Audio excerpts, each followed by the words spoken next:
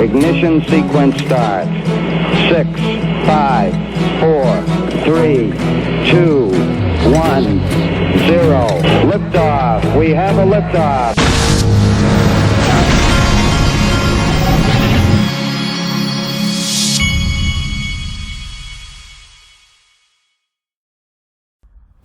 Hey everybody, this is the Digital Asset Investor, and if we've learned anything in this crypto space, we've learned that if you're not friends with the government on some kind of level, then they're gonna target you, okay? And I guess PolySign, maybe their affiliation with the fact that they created it with some BNY Mellon guys, maybe that's part of the reason that they are that they are checking all of the boxes right now. I don't know. But PolySign is available, and I'm referring to the other day when Gary Gensler came out with the custody rules. So, and PolySign immediately tweeted out and checked all the boxes that he was talking about. So I think there's still some PolySign left on the Link2 platform. The link, they're my sponsor, and the link will be in the top of the description. You can click on it and tell them DAI sent you. Now, so let's talk about this for a minute. So John Deaton tweeted this out in the last 24 hours. Let's not forget what a federal judge recently said about the conduct and behavior of the lawyers at the SEC. The hypocrisy is arguing to the court, on the one hand, that the speech is not relevant to the market's understanding of how or whether the SEC will regulate cryptocurrency, and on the other hand, that Hinman sought and obtained legal advice from SEC counsel in drafting his speech, suggests that the SEC is adopting its litigation positions to further its desired goal and not out of a faithful allegiance to the law. In other words, the judge herself is saying that this agency is lawless. But it's not just this agency, it's the government in general. Their tactics and the things that they're doing are completely lawless. And I think that some of the people like Caitlin Long and Jesse Powell. Caitlin Long is I think she's founder CEO of Custodia Bank, and Jesse Powell, who's the CEO of Kraken, who was just targeted by the SEC. And she's been getting slow played on getting her a banking license. If you remember, this is the first time I could tell you that you could tell that they were starting to smell a rat right here. I played this the other day. This is Caitlin Long. To the question of whether crypto truly is risky within the traditional banking system and the connectivity, because there was a major announcement this morning, which is that Bank of New York Mellon, which is, I believe, the largest bank in the United States by assets, has officially now entered Bitcoin custody. And the interesting question that is raised by that is that they are a bank holding company that is regulated by supervised by the Federal Reserve. My company, as you know, has a lawsuit against the Federal Reserve, and I am about to make some news. You will see a filing from my company in that lawsuit pertaining to the announcement this morning, because the Federal Reserve filed filings last week talking about the risk to the financial system from crypto. And then today, a Federal Reserve supervised bank holding company enters crypto. We've been waiting for 2.5 years to do that. And look what the Fed actually said last week versus what it did today.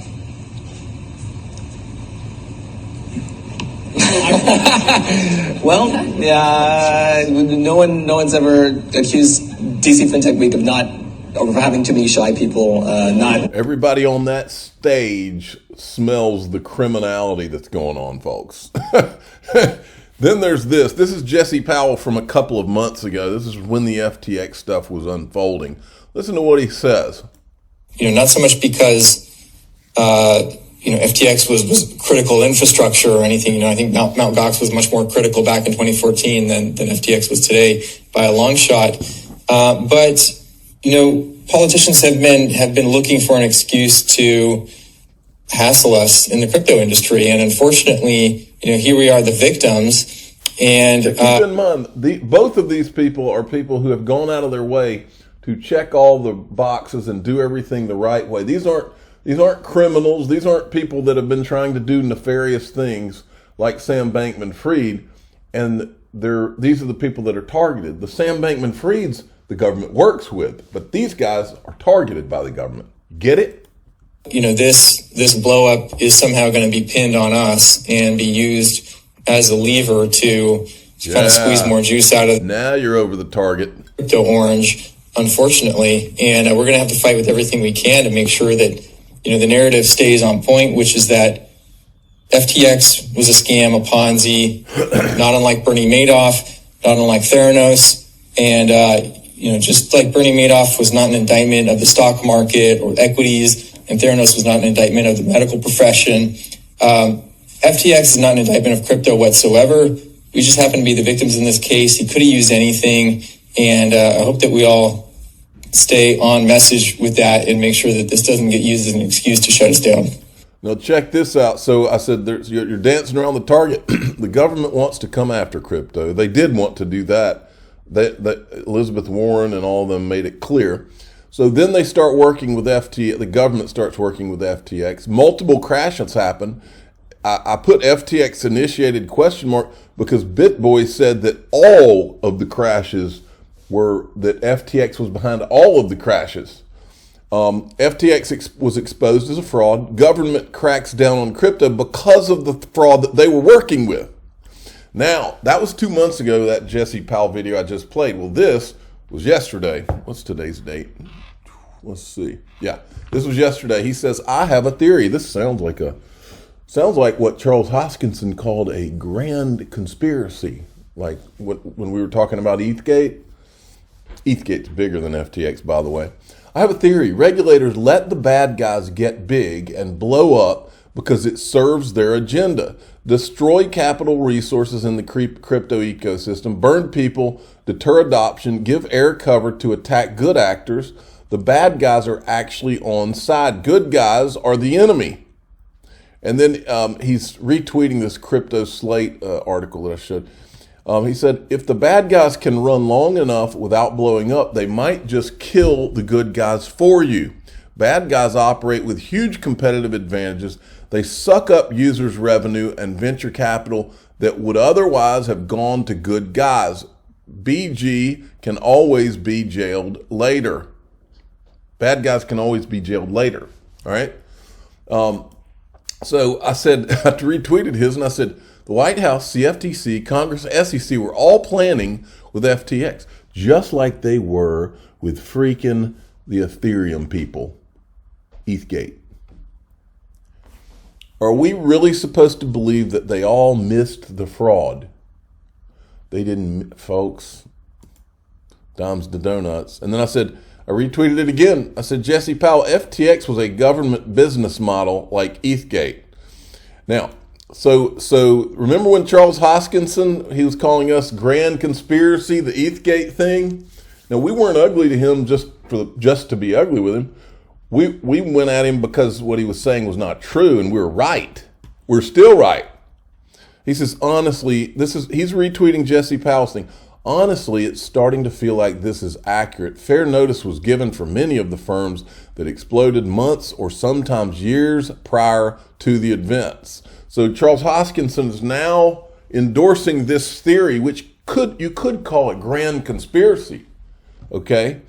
And then here's what he said a while back. My grand conspiracy comment was on the entirety of the SEC. The XRP community has repeatedly reframed it. What he said is that we were saying everybody involved in the SEC was involved in this ETHGATE grand conspiracy. We never said that. We talked about several specific individuals, but Charles never wanted to talk about the specifics of what we were saying. He wanted to label the whole thing grand conspiracy and say, oh yeah, you're just saying there's this grand conspiracy where all of the SEC is involved in it. No, we never said that. And that's why we corrected him. It wasn't because we were saying he was a jerk just for the sake of saying that. No. Now here's my question, folks. I've said this before. I put this video out. There's the two biggest lies, which could ultimately very easily lead to fraud. Easily. The two biggest things, the two most blaring things that could lead to fraud is one, the lie that they don't know who Satoshi Nakamoto is. In this video, that lie is exposed. Homeland Security knows that there are 4 people that created Bitcoin. Now you tell me. Now, so you got the government going after all these random people who are saying, what tell us what the rules are, and we're trying to abide by them here. You got them going after them. The second part of this video is the Ethereum disguised whales. Where Joseph Lubin admits on video that he helped to disguise the whales in the Ethereum ICO. And nobody has ever looked into who they were. There's all kinds of potential fraud, potential money laundering there. But the government ignores those things, works with, they prop up Bitcoin by saying, oh, this is a commodity. How can Bitcoin even be a commodity when the government knows that there's 4 people that created it and they are Satoshi? How can the government allow Ethereum to get a free pass when they know that there's potential money laundering at the ICO? Listen to this. This is what they let go while they go after Jesse Powell at Kraken. We looked at Bitcoin was the most prevalent at that point. We had seized quite a bit of it, millions of dollars worth under the Silk Road investigation. So one of our agents who started looking at another online marketplace through the deep web, what was called Black Market Reloaded, they were sending weapons through packages and ordering them on the dark web. And he was really, really smart, forward-leaning agent. And he goes, I want to go interview Satoshi Nakamoto. And we're like, what? He said, yeah, I want to go interview this guy. And at the time, we're like, hey, it's a figment of somebody's imagination. Maybe it's true, maybe it's not true. So, we had all this pushback from our headquarters. And we thought, hey, if an agent wants to go talk to him and we have some money, why don't we send him? Let's find out how this works. So as it came to be, the agents flew out to California and they realized that he wasn't alone in creating this. There were 3 other people, and they sat down and met with them and talked to them to find out how this actually works and what their reason for it was. Yeah, Mike's asking is, will there be a limit on the amount that a person could invest in Ethereum? A person can buy from any number of different identities. We may limit the size, the unit size of a sale, just to make it easier to disguise. Let's say if you're a whale and you want some privacy, you can buy 50,000 units and so nobody scares people with an enormous initial purchase. So if you are a whale, if you want planning on investing several million US dollars worth, then you can do that for multiple identities. We will ask for real-world identity in the form of email address, just so that we can make sure that everything works smoothly the whole way through the process. But we won't be required. So you can. You know how easy it would be to track those purchases, folks?